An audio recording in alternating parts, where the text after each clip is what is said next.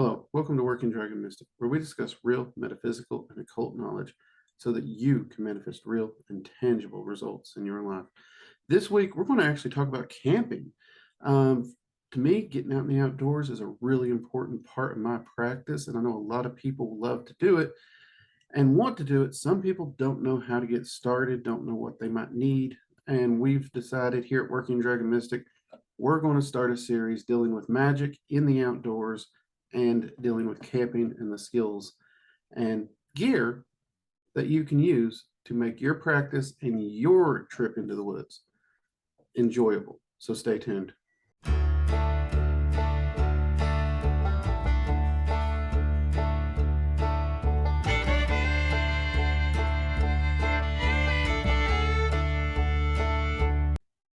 Hello, everybody. It's Drake. So I've been getting a lot of emails about how did I pack for my road trip and make sure I was able to keep up with my practice? Did I keep up with my practice?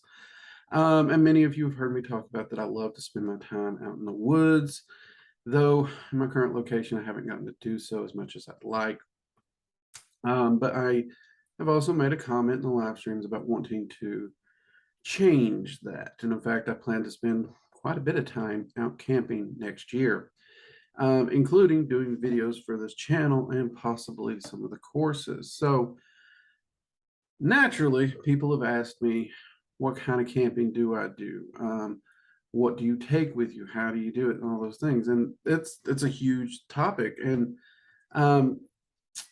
it didn't hit me for a while, but a lot of these people never been camping that they're asking. And I wanted to start a series to touch on outdoors, some of the skill sets, some of the equipment, some of the ways that we can get out there for just enjoyment, so as well as for your practice. So many of you know when I go out in the woods, I do actually go and spend time, meditation, trance, ritual work. I utilize that time for many things, not just sitting out in the woods and relaxing, though I do quite a bit of that. And I wanted to build a series to discuss this. And I was like, where do I start? Now, I had some interesting questions that we are going to touch on in later videos, like how do I plan to actually make a plan for the long move we got coming up, where there's going to be, we may be in between homes for some time there. And that's a pretty cool question. And I think that'd be a great way, because I don't plan to buy a tent or anything until after the move, because then I just kind of move the dang thing. But and I know that it'll sound like a lot, but I'll explain that as we get into this video. So that would be a great thing, a talking point that we can start with as well. Now, this video specifically, when we approach camping, almost every one of us has a preconceived notion of camping, and we just rush into it, or we've seen something on YouTube, or we've talked to a friend and how much they enjoy it. And oftentimes I've noticed that doesn't live up to expectations. Now, here's the thing. There's more than camping. Everybody says camping and puts it under one huge title. Now, you have different levels of camping. You have very primitive or survival camping, often referred to as bushcraft style camping. You have a kind of a step up, which is a long hunter camping mentality. Then you have recreation camping, which is actually a huge category in of itself, which can just, cover, in all honesty, recreation camping could probably cover most of these. Though these are one where you have a bit more modern conveniences and whatnots, all the way up to the sometimes made fun of category of glamping or glamour camping. Now, look, let's get one thing straight here. I, myself, most of my camping has been done down here on the bushcraft end. I'm not going to lie about that. But I know a lot of people who, for whatever reasons, family, kids, health issues, whatever, they still want to get out in the woods. They still want to take time, get to nature, and they actually do have to do the glamping side of it, or that's just what they enjoy. We're not going to put down glamping here on this channel. If you want to glamp, you glamp. I don't know a whole lot about it. I do know a few friends, and I may talk to them and give some pointers if I can, but that's not really my specialty. I do apologize. My specialty is more in hiking, backpacking, long hunter, and survival. And each of these has a very, very different approach to the gear you want to buy. And you need to be truly, truly, truly honest with yourself about what you want to do and how you want to do it. Now, this day and age, hiking and backpacking is very, very, very popular again. I grew up in the Appalachians. We have the legendary, the myth, the legend, the Appalachian Trail, which, let's take a picture here of this son of a gun. As you can see, the Appalachian Trail covers most of the East Coast, and you can hike it in sections, or you can go for the gold, and you can go for the renowned, and you can go for it's there, I did it, and you can check that little box off your bucket list, and you can do a through hike. That's right, you start at one end and hike the whole thing. And there's people who do this every year. Takes a lot of planning, takes a lot of skills, takes a lot of know-how, but it can be done. And it's a lot of fun. Me and a buddy of mine talked about doing a through hike on it before he passed away. We never got around to it, sadly. I may still attempt that in my lifetime. We'll see. Now, most of mine was spent primitive survival style camping, primitive shelters, using bushcraft skills, those kinds of things, as well as training for long extended time in the woods or long hunt camping. Think Davy Crockett, Daniel Boone, those kinds of things. Now, I was actually beginning to think about what I wanted to get to put my kit together, and I immediately gravitated to survival camping.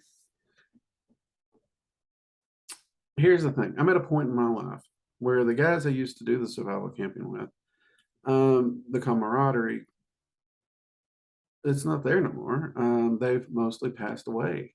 Well, they have actually. They have.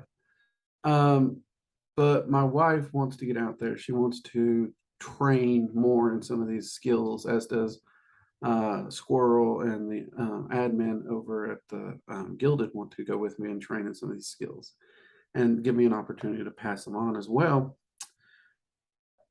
And that's a great idea.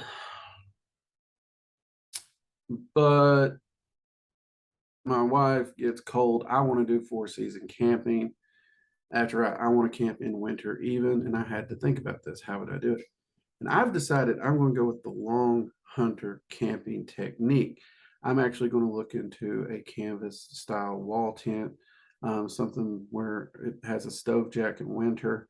So I can have the campsite outside where I'm going to operate and work, and I can have that whole canvas tent area inside to fall back to as a shelter.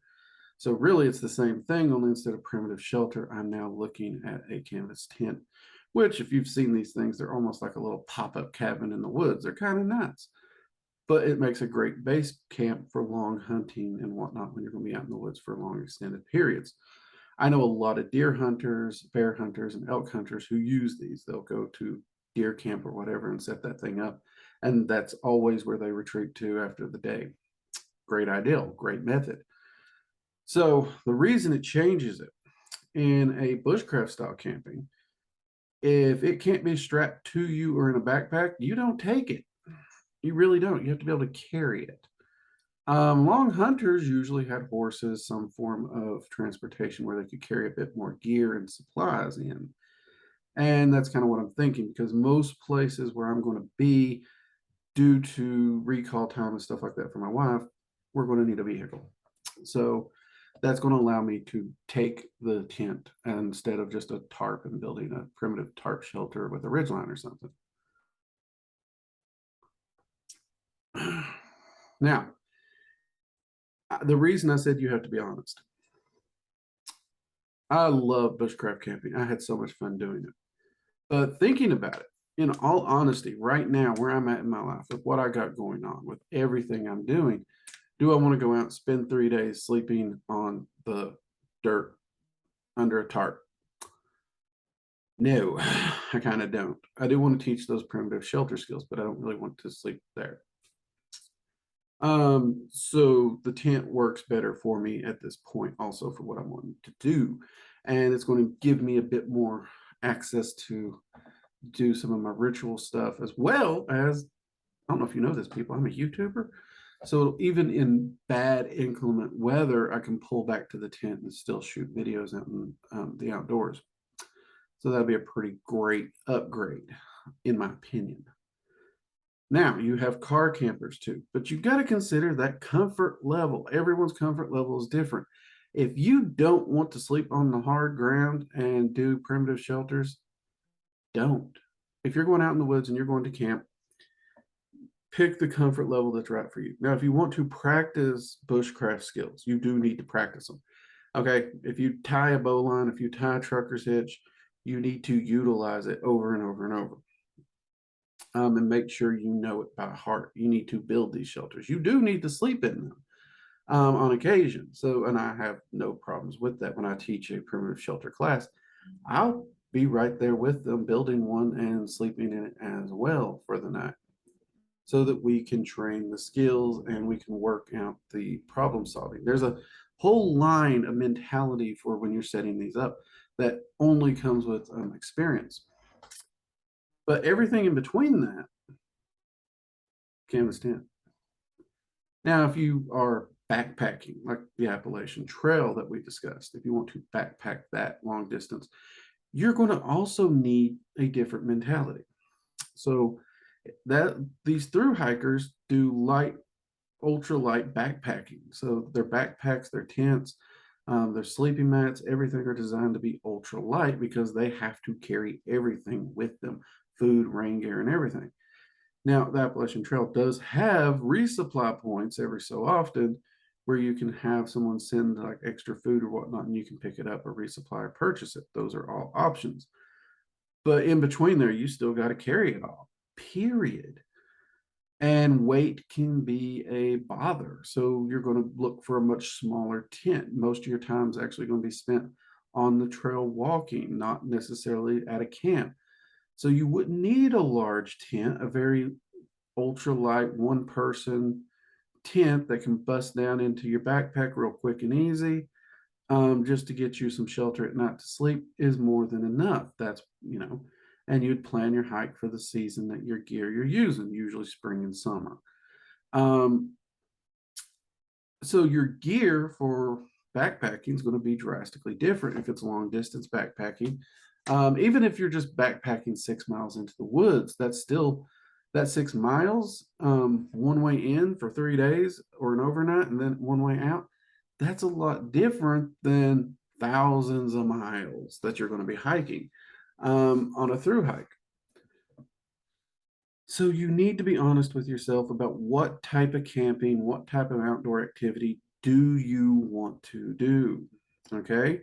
Now me, I'll be honest, looking at it and everything, I can do a night or two on the ground, no problem. I have done it. I got a great sleeping mat that actually allows me to do that. That said, due to injuries and the like, sometimes in the morning, getting up off that sleeping mat can be a bit of a rough one, but I can do it. So I'm looking at getting a cot to get me up to sleep up off the ground for 2 reasons. First off, I don't have to worry about the stiffness and the soreness that generally from the injuries that makes it harder for me to get moving in the morning. And 2, I'm wanting to do 4-season camping. Convection is the enemy of good sleep. It's going to put me in the air off the ground. So that's going to be a huge help as well. These are questions we're going to be talking about in this series. What I want you to do right now, if you're actually interested in camping, I want you to think about what kind of camping do you want to do? And if you're watching this, by all means, drop it in below. If you've never camped before, what kind of camping interests you? Why is it you're looking at camping? What about camping interests you? If you are a camper like me, what camping have you done? What styles of camping? And what's your favorite camping? What is it? I'd really be interested to know what you all think, what you all have done. And we are going to be talking about ways to get started with this. Now, I will be going over some of the equipment I keep in my just to-go bag, bug out bag, whatever you want to call it. And honestly, anytime we take a long road trip, that's with me, just in case. That's where that bushcraft survival skill set comes in. I've always got that bag. But we are going to be discussing how I will build this out for the long camping mentality that we're going to be I'm wanting to get in the woods next year early if I can. And then we're also going to discuss bushcrafting mentality and some hiking mentalities gear wise. But this year, leading into and leading up to the move, I know I'm going to have to pre-pack the car to see how much room we have in there, because we're going to be on the road for quite a while. And I need to make sure, because once the movers come and pack here, the office, everything, it's going to be packed and we're not going to see it. I think they said give them 25 days to get to location. What the crap? I can make that drive in 7. Relaxingly. It's in winter. So you know what? I'll give you an extra few days. Let's say 15. But that's okay. I get that. So that means I need to plan for roughly 30 days without my stuff. And as a YouTuber, I'm going to need to consider filming equipment. What filming equipment can I pack? What filming equipment can I take?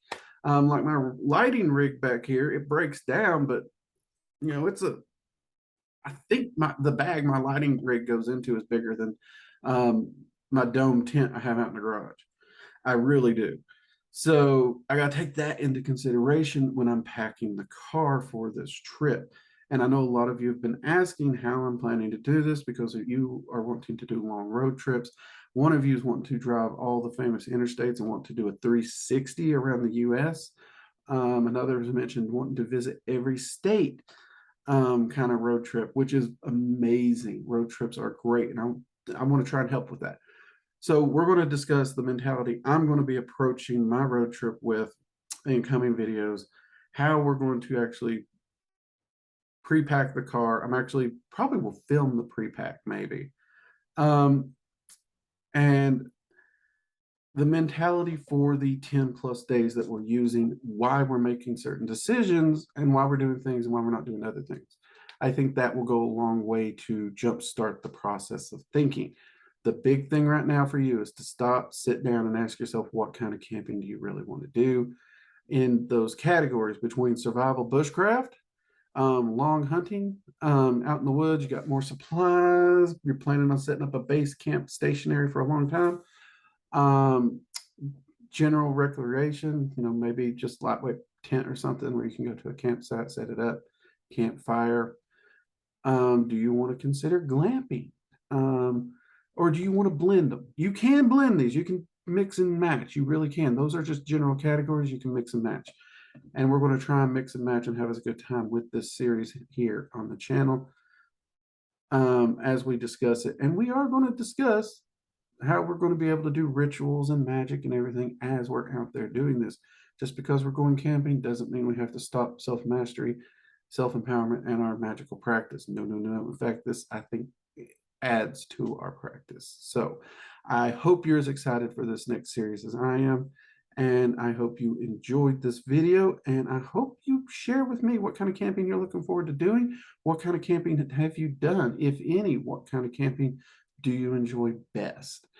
And what kind of topics in here are you looking forward to seeing, whether it's work with knots, whether it's shelters, whether it's camp cooking, let us know. We're wanting to try and touch on everything we can. And until next time, I'm Drake. This has been Working Dragon Mystic. If you've enjoyed this content, be sure to subscribe and hit the like button, turn on notifications. Also visit us at workingdragonmystic.com, where we have online video courses on magic, dragon magic, tarot, as well as live Zoom workshops where I teach and live with Q&As at the end. And until next time, take care. Bye-bye.